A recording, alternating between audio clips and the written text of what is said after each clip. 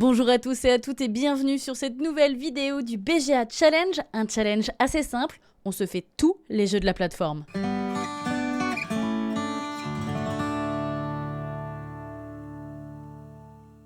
Aujourd'hui, on va s'intéresser à deux jeux avec comme point commun les animaux. Et oui, si vous êtes fan du dessin animé Madagascar, vous êtes au bon endroit. Just smile and wave, boys. Smile and wave. Le premier jeu auquel on va s'intéresser aujourd'hui, c'est New York Zoo, un jeu de 1 à 5 joueurs signé Uwe Rosenberg. Et c'est sorti chez pas mal de maisons d'édition, puisqu'on le retrouve chez Feuerland Spiele en Allemagne, chez Capstone Game en Amérique et chez Super Meeple en France. Mais alors, de quoi nous parle New York Zoo? Eh bien d'un zoo à New York, tout simplement. Mais attention, rien à voir avec Ark Nova, on est sur un jeu beaucoup plus accessible, beaucoup plus familial. Ici, en fait, on est sur un jeu de tuiles. Comment ça va se passer? Eh bien, on a un plateau principal au milieu de la table sur lequel on va retrouver des tuiles en forme de pièces Tetris, c'est comme ça que je préfère les appeler. On va retrouver aussi des cases avec des animaux et des cases reproduction. On a un jeton principal représenté par un éléphant qui va se balader du coup sur ce plateau principal. Chaque joueur et chaque joueuse va avoir un plateau individuel qu'il va falloir remplir avec les pièces en format Tetris. Car oui, ces pièces sont en fait des enclos et le but est de faire le plus grand zoo. C'est donc la personne qui aura rempli son plateau individuel en premier qui remportera le jeu. Attention, petit twist, puisque à notre tour de jeu, on va pouvoir faire déplacer du coup l'éléphant pour choisir une pièce et donc un enclos, mais on va pouvoir aussi s'arrêter chez des animaux pour pouvoir venir en mettre sur notre plateau et donc dans les enclos. Et on va pouvoir aussi les faire se reproduire. Mais à quoi les animaux vont nous servir? Eh bien, lorsqu'on aura un enclos plein, avec une seule et même espèce d'animaux, on va pouvoir les enlever pour pouvoir venir prendre une attraction, que ce soit un grand 8, un magasin, etc. Du moins, une attraction qui prend de l'espace et qui nous permet de remplir peut-être plus vite notre propre zoo. Mais attention, parce qu'on a des attractions qui sont grandes, oui, mais est-ce que ça vaut vraiment le coup de les prendre tout de suite, sachant que du coup ce sont des pièces carrées et que le but ça va être de venir aussi imbriquer les tuiles format vraiment pièce Tetris. Donc le sel du jeu c'est une course en soi, hein, puisque on peut venir vraiment rusher ces pièces là de Tetris, sachant qu'il faut pouvoir mettre aussi des animaux dedans. On va essayer d'aller chercher aussi du coup les attractions, puisque les grandes attractions ne sont qu'en un seul exemplaire, etc. etc. Mais trêve de bavardage, vous le savez mieux que moi, hein, à chaque fois c'est encore mieux de se retrouver en jeu. Et c'est parti donc pour New York Zoo. Alors voilà comment ça se présente. On a donc l'allée centrale ici, avec le fameux éléphant qui est donc sur sa case de départ, et les plateaux individuels. Le mien est ici, celui de mon adversaire ici, et vous allez voir, j'ai plus de cases disponibles que mon adversaire, donc plus d'espace à combler. Ça s'explique tout simplement sur le fait que je sois la première joueuse. Si on jouait à 3, ce serait pareil. La première personne aurait plus de cases, la deuxième un peu moins, et la troisième encore moins. Donc là, on a 107 cases à remplir, et notre adversaire en a 105. On a 2 cases de différence. Et on va commencer par celle-ci, hein, clairement, on va pas tergiverser.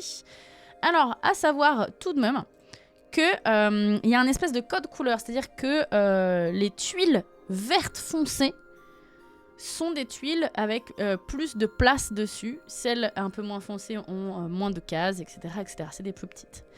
Et là, on peut commencer par, hop, on met confirmer. Et je mets donc un animal dessus et je vais commencer par mettre ma petite... c'est pas une loutre, c'est une... Comment on appelle ça? C'est un suricate. Ça y est. Apprenez les animaux avec Néphite. Alors là, on joue à 2. Du coup, l'éléphant, je peux le déplacer d'1 à 4 cases. Quand on joue à plus, je sais que si on joue à 3, on ne peut se déplacer que de 3 cases. Ces cases-là, ce sont des cases où on va récupérer des tuiles. Ces cases-là, là, qui sont donc bleues, ce sont des cases où on peut récupérer des animaux. Soit on récupère 2 animaux, les 2 qui sont représentés par la case, ou alors on peut en récupérer un seul, qui est donc un autre animal. On a donc les cases reproduction. Les cases reproduction, on ne peut pas s'arrêter dessus. On va donc passer au-dessus. Là, mon adversaire a activé la reproduction des petits chiens, là. On n'en a pas. Donc on n'a pas pu les faire reproduire. Pour faire reproduire un animal, il faut qu'il y en ait au moins 2 dans un enclos. Et quand on va jouer à 2 ou à 3 joueurs, eh bien on va avoir une action bonus de reproduction, c'est-à-dire que quand on va faire reproduire une espèce animale dans un enclos, on va pouvoir activer une seconde reproduction dans un autre enclos qui n'a pas été activé. Qu'est-ce qu'on va faire? On va prendre ça. Et on va le mettre ici. Donc vous voyez, on peut vraiment déplacer aussi assez facilement hein, notre pièce. On peut faire l'effet miroir aussi, je sais pas si vous avez vu. Hop. Et en dessous du coup de nos plateaux se trouvent donc les fameuses attractions qu'on peut remporter. Donc, si j'arrive à remplir cette pièce-là de suricates, grâce aux suricates que je vais venir chercher sur les cases, ou grâce du coup à la reproduction, je vais pouvoir enlever tous les suricates, en garder un, si je veux, dans mes habitations ici, et du coup, aller chercher une attraction de mon choix. La grande attraction qui va me prendre, je crois, 8 cases, n'est présente qu'en un seul exemplaire. Un exemplaire également pour celle-ci et celle-ci, en gros les grandes, hein. Et celles qui valent du coup un carreau sont en illimité. Alors je pense pas que dans le jeu de base c'est en illimité, hein, mais voilà. Là le problème, vous voyez, c'est que je peux avancer de 4, mais en même temps j'ai pas tellement le choix. C'est-à-dire que je suis obligée de venir chercher des animaux. Pourquoi? Eh bien parce que je n'ai plus d'animaux à poser sur mes tuiles, donc je ne peux pas venir en chercher. Donc là je vais venir ici, chercher des animaux. Et on va prendre du coup un flamant rose qu'on va venir mettre ici avec déjà le flamant rose qu'on a. Et donc on va prendre notre kangourou qu'on va mettre dans une habitation pour un prochain enclos. Et c'est dommage puisque nous avons activé du coup la reproduction des suricates et on n'en a que un dans notre enclos, donc il ne peut pas se reproduire. Il faut savoir que la reproduction s'applique toujours à la fin du tour et pour tous les joueurs et toutes les joueuses. Pourquoi? Parce que pendant notre tour, c'est possible qu'on ait récupéré un suricate qui nous permette d'avoir un couple dans notre enclos, tout simplement. Et donc du coup, ce serait bête d'activer la reproduction avant d'avoir assez d'éléments nécessaires à cette dernière. Hop, ici on va venir prendre des animaux, un petit suricate, et du coup, on a le petit chien qu'on va venir mettre ici. Si j'avais 4 enclos, avec des suricates, puisque je peux très bien aussi faire des enclos avec que des suricates. Hein. Je peux estimer que je déteste les flamants roses, les kangourous ou encore les pingouins. Eh bien, sachez que quand je passerai la reproduction des suricates, je ne pourrai pas faire reproduire tous mes enclos. Je vais pas vous mentir, moi c'est un jeu où je suis pas très à l'aise parce que je suis tout simplement déjà très nulle au Tetris, voilà. C'est-à-dire que à partir du moment où il faut réussir à emboîter des pièces les unes vers les autres, je suis très mauvaise. Très très mauvaise. Alors ici, je crois que nous, on va faire ça. Ok. Et normalement, si je fais ça, c'est pas mal. Tac. Confirmé. Et je sais ce qu'on va me dire. On va me dire, non mais t'es zinzin, il n'y a pas de pièce dans le zoo qui fait 2. Oui. Mais ici, c'est facile de venir en récupérer. Donc, je me fais pas de soucis là-dessus. On fait la petite reproduction des flamants roses. Et donc, du coup, on a une reproduction bonus, notamment chez les suricates, puisque de toute façon, c'était le seul enclos où ils étaient déjà 2. Donc, notre kangourou, il est tout seul, il peut pas se reproduire. Alors je vais pas mentir, je vise un petit peu cette pièce là en haut pour venir la mettre ici. Je pense que ça passerait bien. Comme ça ici on pourrait trouver une pièce en long quand même. Donc du coup il faut toujours aller chercher dans tous les cas des animaux parce que si on n'a pas les fameux animaux, eh ben on peut pas venir remplir du tout. Et en même temps je pourrais venir la mettre ici, hein. Ce serait pas dérangeant je pense. Il nous reste un animal à placer. Ah, ou alors il faudrait que je vienne chercher des kangourous. Non, on va venir prendre des animaux là. On va venir prendre un kangourou qu'on va mettre ici. Et donc du coup, on récupère le petit chien qu'on met ici. Et comme ça, c'est cool parce que on va pouvoir déplacer les deux directement sur une pièce. Puisque oui, Au prochain tour, si je prends une pièce, du coup, si je prends un enclos, et que je la place et que je décide de mettre un petit chien dessus, eh bien le jeu va me dire, est-ce que vous voulez aussi déplacer un animal de cette espèce sur le même enclos? Et je vais dire oui. Et c'est pareil dans le jeu, si je prends du coup une pièce, je peux aussi décider de prendre un animal qui est déjà dans un autre enclos pour le déplacer. Il va me demander si je veux redéplacer un animal de la même espèce. Donc en soi, si à un moment donné j'arrive à avoir, je sais pas moi, 4 flamants roses, je pourrais décider d'en déplacer quelques-uns pour du coup les mettre sur les autres espèces. Je suis pas obligée de constamment aller les chercher là, je peux aussi les déplacer sur mon plateau.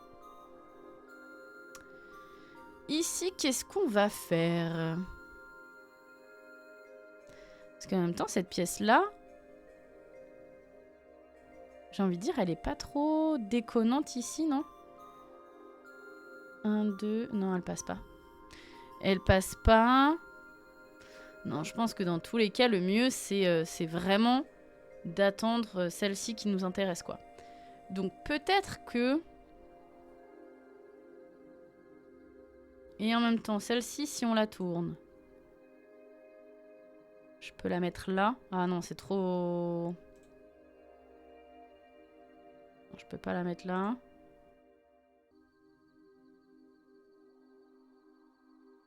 Je peux la mettre là. Ça peut être intéressant. Après, ici, ça m'embête. Hein. Annuler. Annuler, ça m'embête fortement. On va venir prendre des animaux, plutôt. Alors, qu'est-ce qu'on va venir prendre? Je propose qu'on prenne... On va prendre une petite loutre. Hop. C'est pas une loutre, je sais, c'est un suricate. Mais moi, j'ai décidé que c'était des loutres. Voilà. Ne m'embêtez pas. Vous pouvez choisir jusqu'à 2 enclos différents pour la reproduction si disponible. Eh bien oui. On va reproduire ici. Et du coup, naissance bonus. Et on va venir faire reproduire du coup, je pense, nos suricates. Si on n'arrive pas à avoir cette pièce-là, il faudrait qu'on ait celle-ci. En plus, celle-ci, elle est petite, ça veut dire qu'on pourra faire une reproduction très rapide dessus. Et avoir des petites pièces, c'est important justement pour les questions de reproduction. Ah, c'est-à-dire que dans un petit enclos, forcément, les animaux se connaissent un peu mieux, quoi. Notre ami a décidé de faire quelque chose d'assez artistique au niveau de son plateau. Donc du coup, nous, on avait dit qu'on voulait celle-ci, qu'on va mettre là. Je pense que c'est une très bonne idée. Et on va venir y mettre nos espèces de petits Shiba, là. Et hop, je peux venir mettre son pote. Alors c'est con, hein, parce que les pingouins sont là, on en a que un. Donc c'est pour ça que je l'ai pas mis, ça servait à rien. Si on arrive à venir chercher celui-ci, c'est intéressant aussi quand même. 1, 2, 3. Et après, il partirait là. Donc on arriverait à bien le mettre. 2, 3... Ah, je sais pas si ça c'est considéré comme une case. Si c'est considéré, je crois que c'est considéré comme une case et on pourra pas y aller du coup.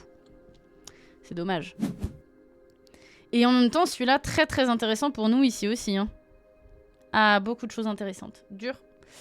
Je pense qu'on va venir prendre lui. Ouais. On va venir prendre lui. Hop. Ah non. Non, ça le fait pas. Ça le fait pas, ça le fait pas. Du coup, on va venir prendre lui. C'est beaucoup mieux. C'est beaucoup mieux. Ah non, je croyais qu'il y avait 2 de plus que ce que je pensais. Confirmé, on va y mettre un petit pingouin. Il sera content, ce pingouin, ici. Voilà, hop.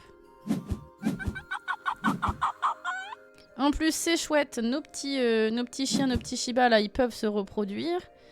On va se faire se reproduire aussi nos petites loutres. Je sais, ce sont des suricates. On va pas débattre là-dessus toute la partie du jeu. Notre adversaire réfléchit. Je pense qu'il veut placer sa pièce ici, moi. En même temps, il peut la mettre aussi là. Hein. En fait, il peut la mettre un peu partout. Il peut la mettre ici. Et après, essayer de choper la zigzag. Je pense que c'est un jeu qui peut bien fonctionner aussi à partir du moment où tu connais vachement bien les pièces. Je pense. Après, si vous regardez bien, j'ai commencé la partie avec du coup plus de cases à remplir et mon adversaire en avait un petit peu moins. Pour autant, regardez à quel point on se colle au niveau de ces fameuses cases, puisque, bon, j'ai pris la tête, mais j'ai quand même 74 cases encore à remplir, tandis que mon adversaire en a encore 79. Donc c'est vraiment très très proche quand même. C'est à nous de jouer. Est-ce qu'on va venir prendre des petits flamants roses ou est-ce qu'on va venir chercher une pièce J'aimerais bien venir, je pense, chercher celle-ci. Ça peut être pas mal. Hop. Est-ce qu'on la met ici, à tout hasard? Oh, ça me semble bien comme place, hein. Hop, confirmé. Hop, et vous voyez, on peut venir y mettre une petite loutre. Et je peux venir y mettre une deuxième petite loutre. Hop. Et comme ça me permet de pas aller chercher du coup à fond. Donc là, je peux... Hop. Je peux faire reproduire 2 enclos maximum. Tac. Et j'ai quand même ma naissance bonus. Alors, qui on va faire se reproduire? Tiens, les petits kangourous, ils arrivent là-bas. Sinon, on a les flamants roses. Les flamants roses qui pourront encore se reproduire après. Non, ouais, c'est ça, on va faire. J'avais sélectionné du coup 2 enclos. Hop, les flamants roses. Comme ça, on refera les flamants roses et ensuite, on fera du coup nos petits kangourous. Donc, ça peut quand même valoir le coup d'avoir au moins 2 enclos avec une seule espèce animale. Ça permet d'augmenter, entre guillemets, les capacités de reproduction. Alors, je suis très contente qu'ils soient venus prendre des animaux, parce que j'ai vraiment besoin de... Enfin, j'ai vraiment envie d'avoir cette pièce-là. Ça me gêne un petit peu, mais je pense que je vais la prendre quand même, parce que du coup, j'avais pas les animaux qu'il faut pour aller dessus. On va confirmer. Qu'est-ce qu'on va mettre comme animal dessus? On a le temps de venir chercher du kangourou encore. Hein. Du kangourou, après il y en a... Ou du flamant rose. On lui met du flamant rose. Allez, je confirme. Et on va venir lui mettre du flamant rose. Hop.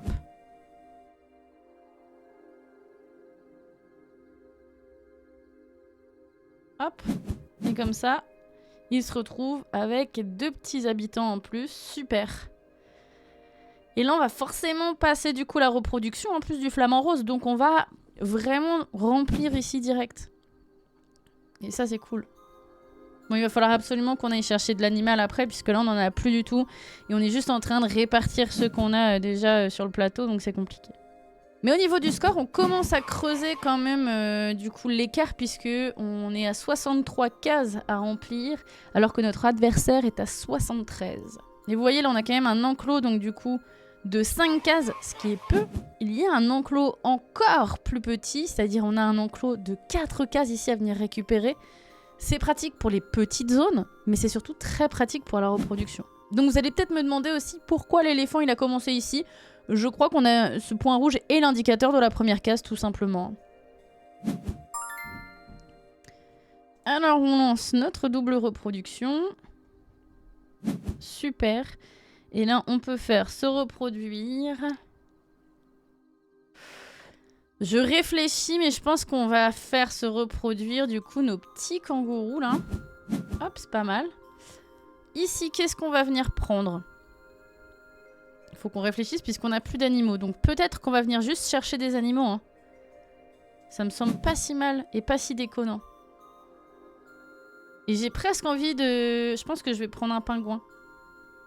Parce qu'on n'en a pas et en fait il est tout seul dans son enclos. Voilà. Donc on fait des choix. On fait des choix. On aurait pu remplir un enclos assez rapidement. Mais ça va, on a assez d'avance pour pouvoir se permettre ce petit choix différent, on va dire. Parce que bon, choisir juste un animal quand on peut en prendre 2. Mais si le jeu le propose, c'est que c'est pas si stupide de le faire. Cette pièce aussi, hein, très intéressante. Il y en a 5, sauf que c'est vraiment une ligne droite. Donc c'est parfait pour venir longer un truc ou... si à un moment donné, on a fait quelque chose de droit, c'est parfait quoi. C'est un jeu qui est sorti il y a quand même assez longtemps, hein, mine de rien, avant d'arriver sur BGA. Là, il est arrivé il y a vraiment pas longtemps, du coup, sur le site. Et moi, je n'y avais jamais joué. C'est vraiment mes premières parties, là, sur BGA. Ça me permet de découvrir le jeu. Je pense que c'est intéressant. C'est familial, c'est vraiment accessible à tous et à toutes. Par contre, je trouve qu'il y a un défaut, c'est que ce jeu, il peut être long. En fait, à 2, ça va, mais à partir de 3 joueurs, ça commence à tirer. Pour un jeu simple de base, qu'il prenne autant de temps, c'est compliqué quand même. À nous, alors on va faire reproduire des kangourous. Mais avant ça, il va falloir qu'on trouve une pièce cool. Et je me demande si elle serait pas bien... Hop, si on la tourne comme ça, ici, genre. J'ai un peu l'impression que c'est pas mal, ça. Hein. Je suis pas sûre 100%. Je suis pas sûre 100%. Mais ça peut être sympa. Ou alors, si je la tourne... Je regarde un petit peu ce qui est faisable. Là, c'est pas mal aussi, hein. Et on remet un 2 ici, hein. De toute façon, on n'a pas le choix. On aurait pu prendre sinon des animaux. Mais non, c'est pas mal. Qu'est-ce qu'on va y mettre comme animal? Je pense qu'on va y mettre du kangourou. Hop. C'est comme ça, on se fait reproduire tous nos kangourous. Hop. Et on a un bonus de naissance... Et les prochains, c'est nos petits... Ah non, le bonus de naissance, oui, on va carrément le faire chez nos flamants roses, là. Cette tuile-là, elle plairait bien à notre adversaire, je pense, pour venir ici. Hein. On a les pingouins qui se reproduisent ici. On peut venir chercher du flamant rose et du petit chien. Je pense que ce serait carrément pas stupide de faire ça. On va venir chercher, donc, un petit chien qu'on va mettre ici. Hop. Le flamant rose, on va le mettre ici. Ça veut dire qu'on va terminer en plus. Hop. Donc là, on nous demande, c'est vide, est-ce que vous voulez en garder un chez vous? Oui. Et là, on peut placer une attraction. Donc on va prendre l'attraction de notre choix et on va venir prendre une attraction de 2 qu'on va venir ici pour combler. Hop. Et on confirme. Ensuite, on fait reproduire donc nos petits pingouins. On confirme. Et on va avoir une reproduction bonus qu'on peut venir faire... je dirais... ici, puisque comme ça, on n'est pas loin... Ah non, ici plutôt. Parce que la prochaine reproduction, c'est chez les petits chiens. Et du coup, on va terminer, du coup... J'ai tellement l'impression que c'est le groupe Justice qui nous parle, tu vois. Mais on va terminer cet enclos-là. Et du coup, on va pouvoir replacer donc une attraction qu'on viendra glisser ici pour vraiment combler le vide ici, quoi. Et je viens de voir du coup que sur le côté, là où il y a tout l'historique de nos actions, que ce que j'appelle des petits chiens depuis le début, ce sont des fox. Donc du coup, des renards. Ce sont pas des petits chiens, ce sont des renards. En même temps, pourquoi est-ce qu'il y aurait des chiens dans un zoo? En même temps, pourquoi pas finalement? Il y a tous les autres animaux, pourquoi pas des chiens? Notre adversaire prend des animaux et normalement là si... Ah non, j'allais dire s'il prend des pingouins, en fait j'avais pas vu, mais il reste 2 cases de dispo dans son enclos. Donc là ça va, il a presque fini quand même son enclos de kangourou et presque fini son enclos de pingouin. Bon, qu'est-ce qu'on va faire ici, nous? Il faut qu'on choisisse à un moment donné. Hein. Je pense, lui, il est bien. On le fait comme ça et on le met là. C'est bien ça. Hein. Confirmé, et on va venir y mettre du coup notre petit flamant rose dessus. Hop. Et oui, on va venir hop, en mettre un deuxième. Hop. Voilà. Et on reproduit du coup nos petits foxes. On confirme. Hop. Oui, on en garde un de côté. On peut prendre donc une attraction. On va reprendre une attraction de 2. Qu'on va mettre ici. Hop. Et on a une naissance bonus. Et je pense que cette naissance bonus, je vais la mettre ici, puisque la prochaine, ce sera les loutres.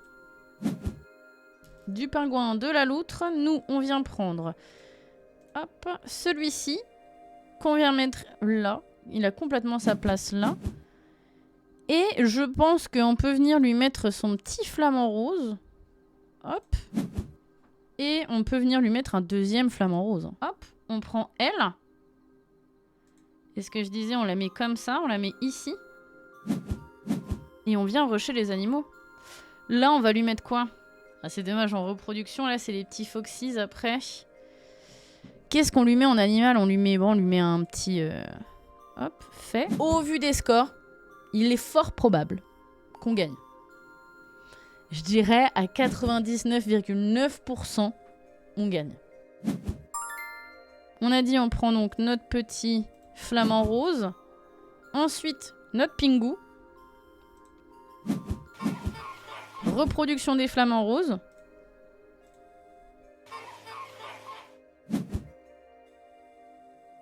Hop, on en prend un chez nous. On prend une attraction. Qu'on met ici. On confirme. Hop. Naissance bonus chez les pingouins. Enclos terminé. Et on peut prendre une attraction. Et c'est formidable. Et vous connaissez ça. C'est la victoire. Ça fait du bien, une petite victoire. Ah, c'est super. En second jeu, aujourd'hui, on va évoquer Llama. Et oui, il n'y en a pas chez New York Zoo, en tout cas on n'en trouve pas dans nos zoos, mais on en trouve bien dans ce jeu de cartes.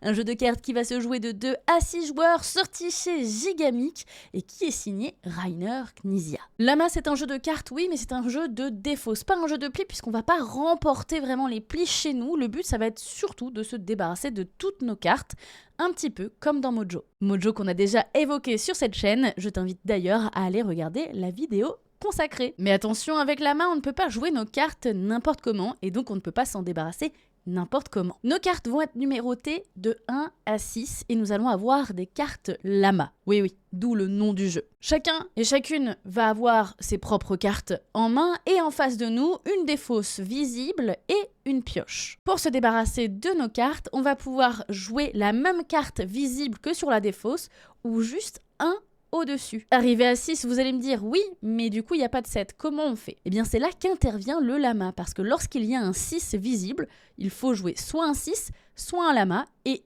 uniquement à ce moment-là, on pourra revenir à 1. Tout le sel du jeu repose donc là-dessus, puisqu'une fois qu'on dépasse, qu'on augmente un petit peu l'enchère, on ne pourra plus jouer ces petites cartes. Donc il faudra venir peut-être assez rapidement au Llama pour pouvoir aller jouer nos plus petites cartes. C'est fun, c'est rapide, c'est coloré, on se retrouve tout de suite sur BGA. C'est parti pour jouer à Llama. Voilà comment ça se présente. On a donc les cartes de notre adversaire en face, les nôtres ici, et les cartes au milieu de la table, avec la défausse visible ici et la pile de pioche ici. Ici c'est un 6, donc je ne peux jouer qu'un 6 ou alors un Llama. C'est vraiment très simple, il y a très peu de matériel, c'est une édition vraiment sympa. Là par exemple, on est sur un 2, donc je ne peux jouer qu'un 2 ou un 3, je n'ai ni l'un ni l'autre, je suis obligée de piocher. Et bien sûr, je ne peux pas rejouer directement après.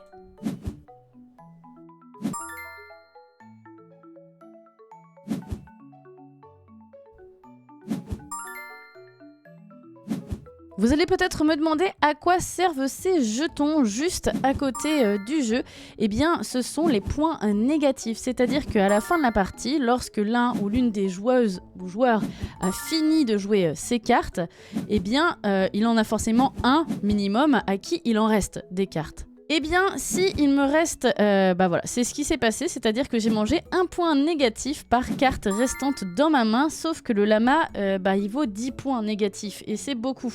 Donc là, on voit en haut à droite que je suis à moins 22, et c'est la première personne à arriver à 40 points négatifs qui perd définitivement la partie. Du 2, très bien, je ne peux toujours pas jouer, c'est un plaisir.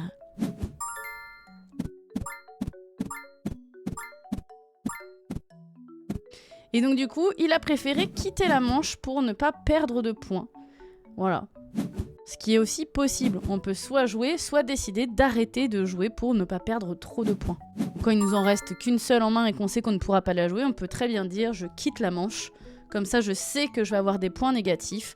Là, il en a eu 5 puisqu'il avait une carte 5. Je vous accorderai, mon décompte de points n'est pas ouf. C'est le désavantage de jouer sur BGA, c'est-à-dire que BGA calcule tout seul. Donc, je sais pas si c'est 1 point par carte ou si j'ai un 4, c'est 4 points négatifs. Petite chose donc à vérifier. Ah là là, ça sent la catastrophe. Hein.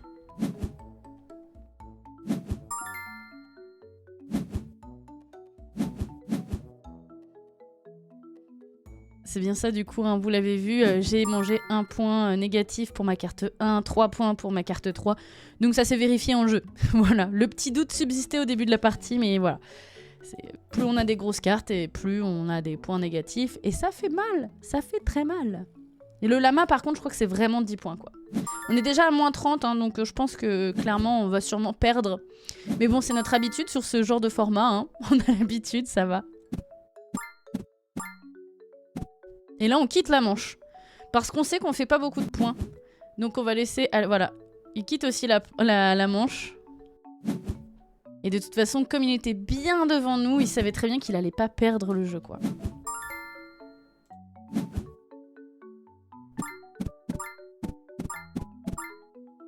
Je vais quitter la manche avec 3 points. Ça va être chaud, ça veut dire que j'arrive à 37. Oh la vache. Bien joué. Incroyable. Mais c'est vrai qu'au début de la partie, je l'ai pas trop pris en compte, ce truc de quitter la manche. Et en fait, je pense que c'est vraiment quelque chose à prendre en compte sur la partie pour que ça soit un minimum intéressant. Parce que c'est quand même un jeu très très simple, très... voilà, je me débarrasse de mes cartes. Là, il y a un 2, c'est soit un 2, soit un 3, mais basta. Le fait de pouvoir quitter la manche et parier un petit peu sur les points négatifs qu'on va avoir rajoute quelque chose de plus intéressant. Une toute petite profondeur, hein, très, très légère, mais... présente quand même, et on peut le souligner. Oh là là. Les lamas, ils sont pratiques, hein, parce qu'une fois qu'on est arrivé à 6, mais par contre, en point négatif, ils font mal, quoi.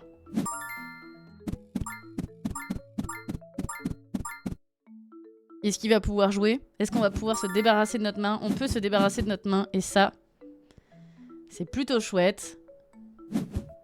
Et attention, parce que visiblement, on gagne des points positifs, parce qu'on n'était pas à moins 27. On était à plus de moins 30. Donc, on y arrive, on y arrive. Comme l'impression que ce jeu peut être infini.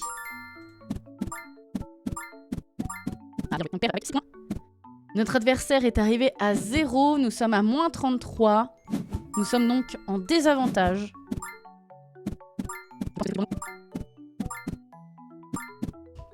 Ah, je suis obligée de quitter la manche là.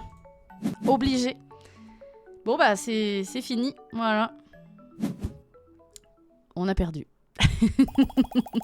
Voilà pour les 2 jeux du jour, du coup, Lama et New York Zoo. Alors ce sont quand même 2 jeux qui parlent d'animaux, certes, mais 2 jeux vraiment différents. On en a un qui est rapide, simple, facile à prendre en main. Un qui va demander beaucoup plus de temps, beaucoup plus d'engagement et qui va être légèrement plus compliqué, qui va demander aussi une certaine réflexion, mais qui reste quand même vachement accessible. Donc voilà, n'hésitez pas à aller faire des parties sur BGA pour vous faire un avis. Et puis surtout, on se dit à très vite, que ce soit sur YouTube ou sur Twitch.